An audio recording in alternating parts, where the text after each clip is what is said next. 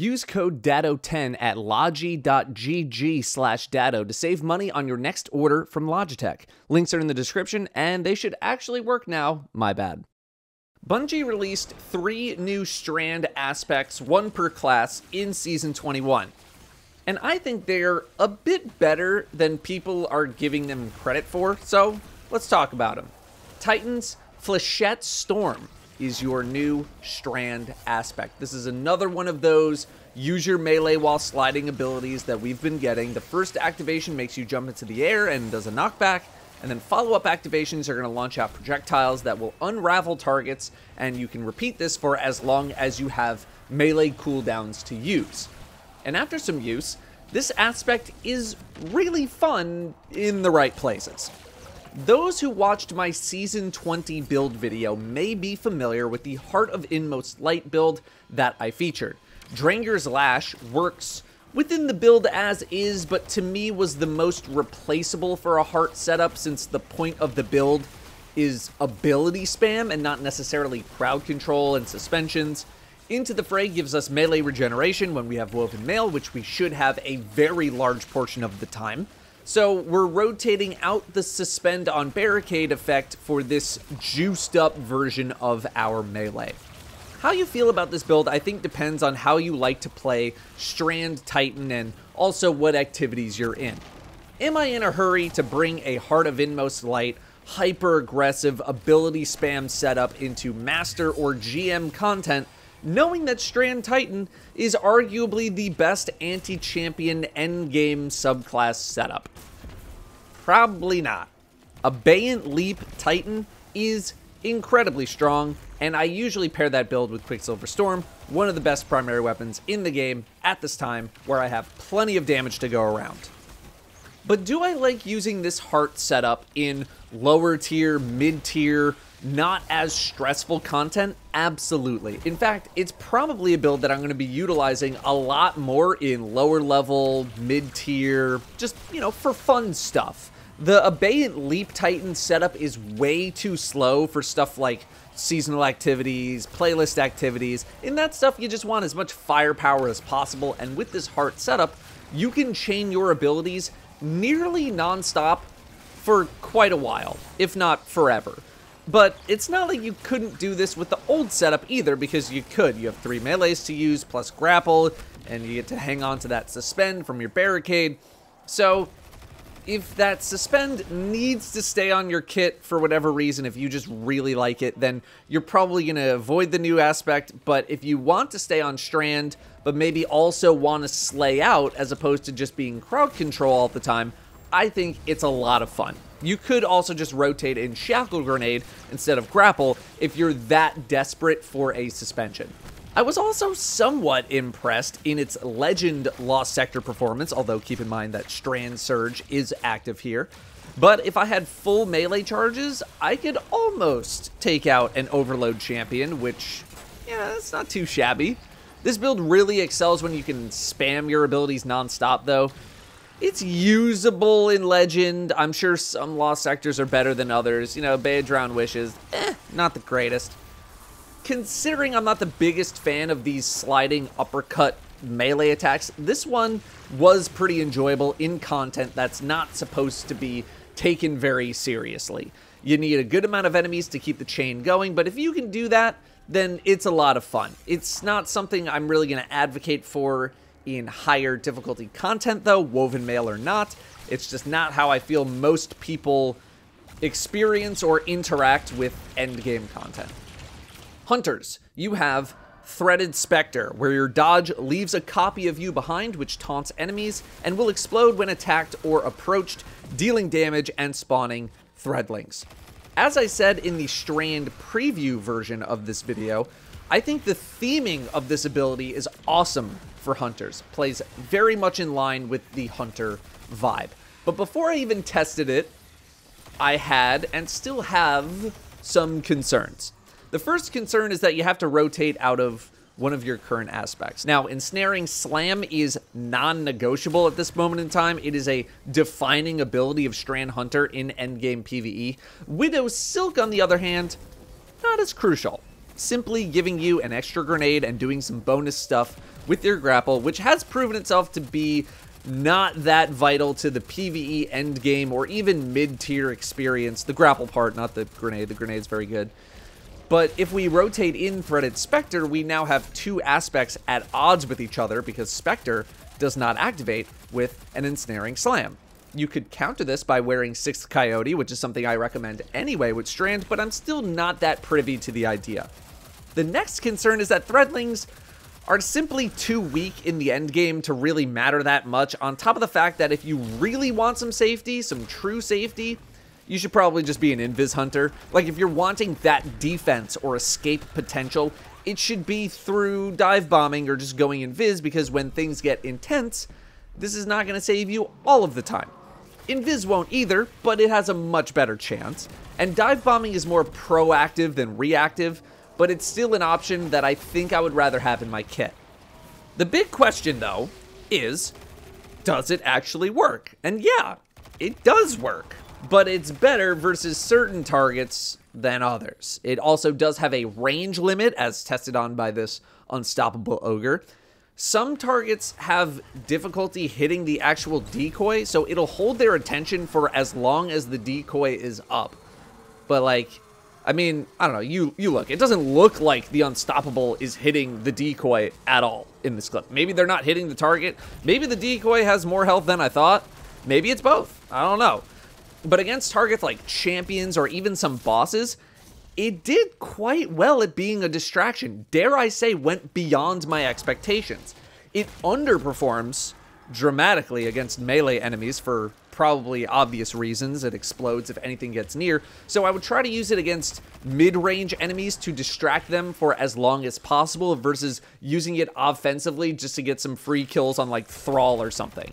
The more targets you try to distract, the faster this thing is going to pop, though, so just keep that in mind. Like, using it in some solo deep dive, just as an example, I didn't really feel like I was getting a ton of value out of it versus a Lost Sector. Uptime wasn't too bad with 6 Coyote and multiple mods that get me class ability energy, so I had it pretty often. Do I think this is something for generic low-tier, even mid-tier group content? Not really. I'll put it this way. If the Threadlings that spawn are actually killing things, you're probably not in that much danger to begin with. But in mid to high tier solo stuff, it did better than I thought as a distraction. But would I rather still have Dive Bomb? Yes, I probably. I think the guaranteed safety of suspension is better than relying on a decoy. But, you know, for what it's worth, it did a lot better than I thought as a distraction mechanism.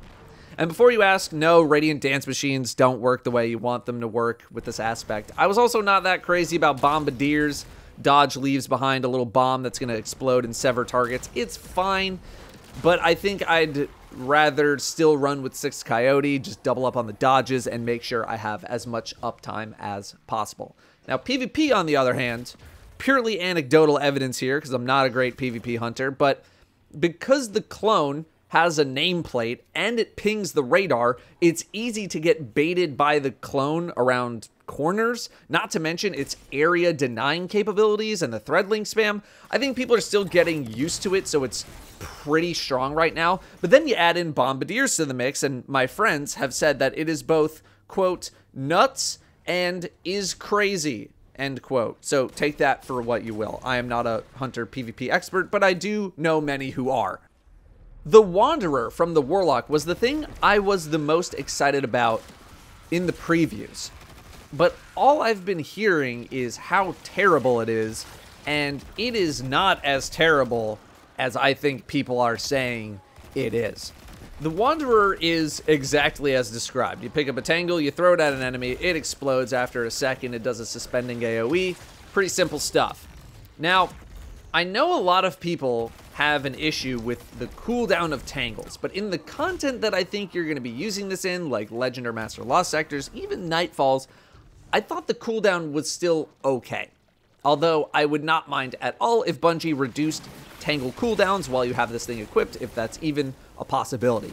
Champions weren't around often enough that I feel like I was kept waiting for my Tangle cooldown that often. Like, things are spaced out enough that I could spawn a Tangle, use it on a champion, kill the champion, and then find a new enemy to spawn a Tangle, and then repeat.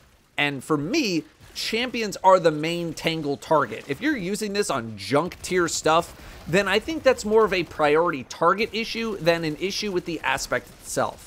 I know I've seen complaints about the radius of the explosion, and I do agree that it's a little small, but to me, the only targets that should be on the receiving end of a Tangle suspension is a champion or a champion equivalent, or maybe like a high tier red bar enemy. I'm not wasting my time throwing this at garbage tier, junk tier enemies. Now in Season 21, it's really easy to make Tangles thanks to Strand Soldier from the artifact, but in the future, you're going to need to play a lot more tactically, making sure that you're debuffing enemies in order to spawn Tangles in the first place, all that kind of stuff, and that's where I can see this aspect struggling a bit more. Honestly, my biggest problem was accidentally blowing up my own Tangles, although my second biggest problem was Tangles just whiffing completely and sailing past the target, but it wasn't that often. Part of my success probably was also due to the fact that the Lost Sector that I was playing was not very open. In fact, it's quite closed off. I mean, half of it is a maze and just tunnels, and therefore I never really had to travel far to get my Tangles. There's also a lot of melee enemies that came to me, so getting Tangles weren't a big deal. In other Lost Sectors or Nightfalls or whatever, access to Tangles isn't going to be as simple. You're going to need to run out and get them, potentially putting yourself in danger, not to mention wasting a lot of time running around to even pick one up in the first place. But even with that in mind, I'm still probably going to run this aspect in solo content because it gives you so much more control over your suspensions, which to me is very valuable. I also went through this master Lost Sector without using my other aspect in Mind Spun Invocation, just to see what it was like, and also because it's a much better idea to have your grenade ready for champions versus just spam suspending junk tier enemies that die immediately anyway. And even though Weaver's Call isn't really that great, I think you could use it for the bonus Threadling damage, and because Threadling kills will make Tangles, although apparently there are some defects with the interaction with Swarmers at this time, the exotic boots, so hopefully that'll get addressed. I totally get just wanting to chain suspend as much stuff as you can as well. It just depends on how you want to play and what your play style is. In Season 21, I had no issues spawning Tangles on cooldown. However, another part of why I think I had a good amount of success with this aspect is that my game knowledge is pretty high. You know, I'm not toot my own horn or anything, but I'm in tune with enemy spawns and locations and what kind of timings I need to hit. I can get into a rhythm. You need to be a bit more proactive with this aspect. It's not something that you can really be reacting to that much. You got to know, okay, champion coming up here, I can save this Tangle for this one, and then I can spawn another one when this group of enemies comes in, blah, blah, blah, blah, versus just seeing a Tangle and then just throwing it at whatever you want. Ultimately, do I think the other classes are the better suspending classes? Yes, I do. Titan and Hunter just have this on lock. But this gives Warlock a little more flexibility on that side of things. Not perfect, not 100% uptime, but it's what you got for now. And I do think it's better than I think people are giving it credit for. So those are some quick thoughts on the new aspects. Much better than I think people are saying. Are they absolute game changers? I don't think so, but I think given the right content and the right context, they have chances to excel. You know, not every bit of content is going to be right for these, but they do have their moments. Thank you very much for watching. I'll see you next time.